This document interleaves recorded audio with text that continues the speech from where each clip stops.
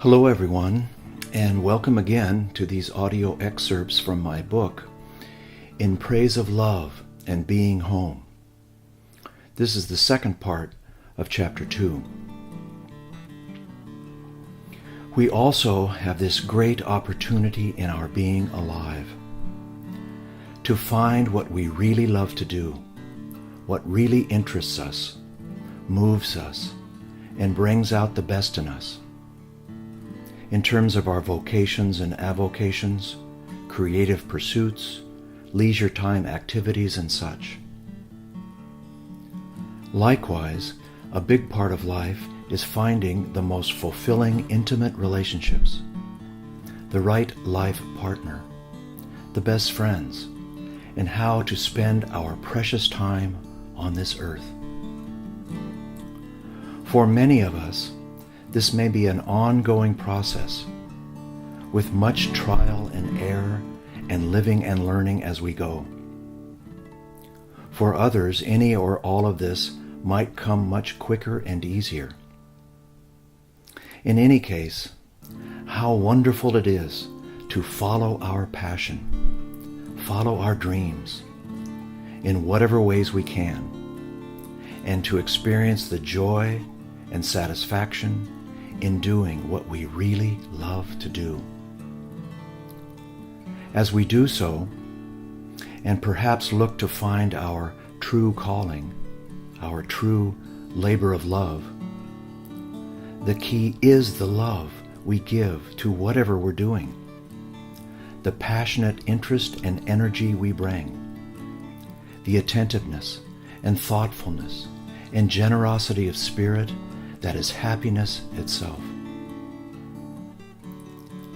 Thus, it can be said that every moment of our life, every encounter, is another chance to do what we're here to do, meant to do, to purely and simply love, even in the least of ways, no matter what. Then we just might find the meaning of life, what's most meaningful in life. The love and happiness, inner peace and beauty that can be found anywhere and everywhere, even amid the most mundane and ordinary activities and circumstances. And isn't this what's truly rewarding? Taking our open-heartedness and joy and serenity with us wherever we go, whether or not we have the ideal job, or mate, or friends, or creative endeavors.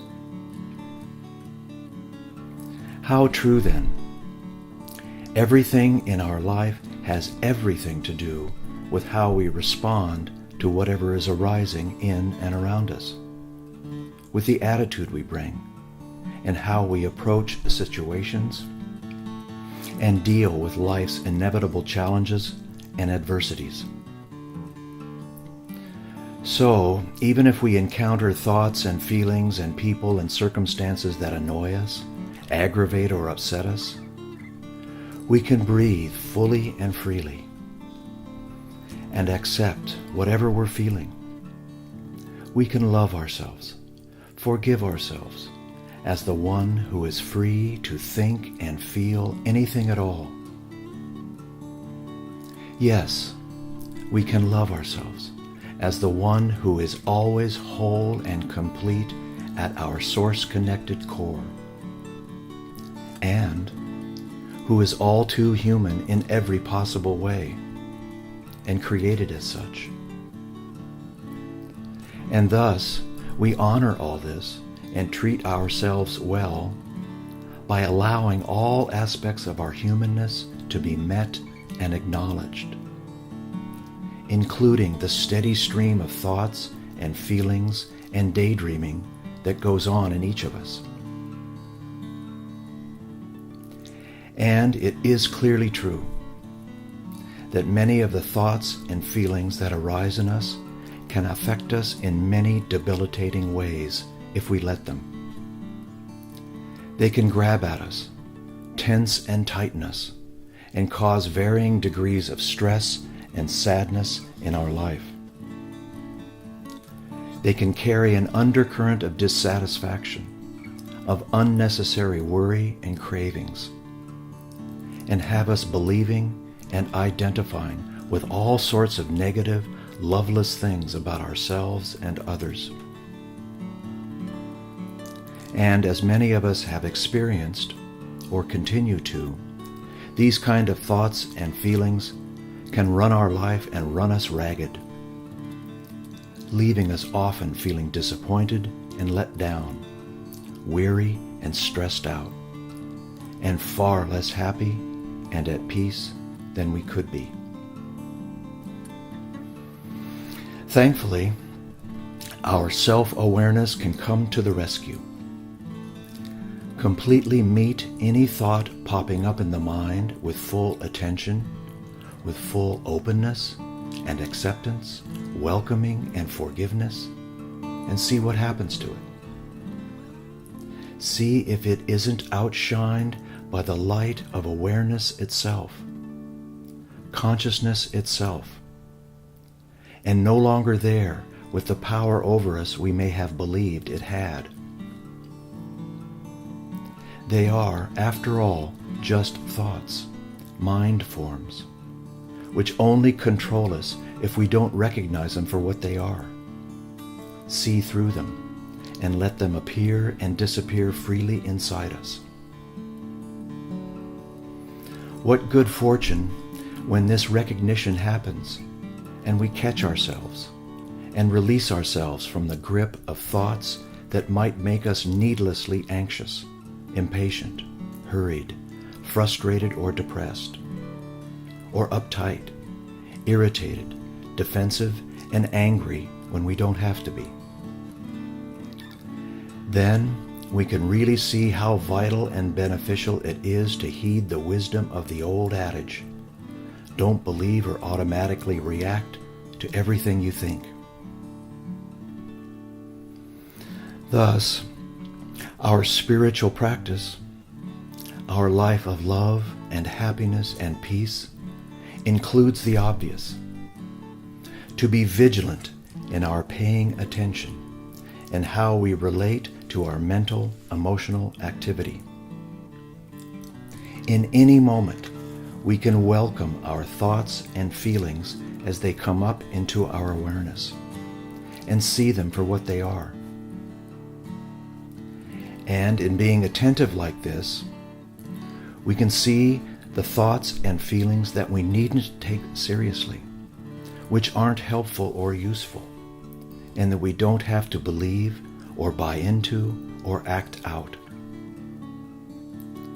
Whatever arises in us, we can be the witness, the overseer of our mind's activity, its benevolent master, as we accept our thoughts and feelings and accept and affirm that being unloving and unhappy is not the way we want to live. This is being unconditionally accepting, unconditionally loving and forgiving, and being ever so grateful for being gently stirred awake like this. Such is the light of consciousness being love's agent, love's servant, shining on any mind forms that might grab at us, contract us, delude us, burden us, and distress us. And in the moment that this illumination occurs, we might even experience that the mind's noise has been quieted and set free from its contractions, as we are awakened from any of our daydreaming sleep and returned to love, welcomed back home. Then we can be certain that nothing, in fact, can stand in the way of love's light and the mind dropping into the heart, as it were. Then we're more than willing for any thoughts and feelings to keep arising in us for however long they will, and for our awareness to continually see them, accept them, welcome them, outshine them, and forgive them, to love them, whatever arises. How perfect that our vigilance in being this way, in being attentive, watchful, grows out of the love we can give to ourselves. When we truly see what works best for us and how to best love and care for ourselves, we naturally become attracted to being mindful and self-aware as much as we can.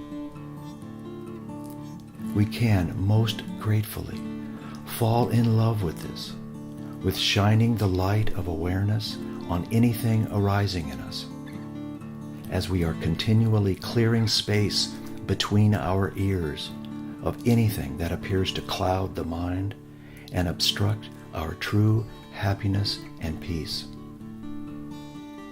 And what good news that this doesn't require any arduous practice or heavy-handed effort.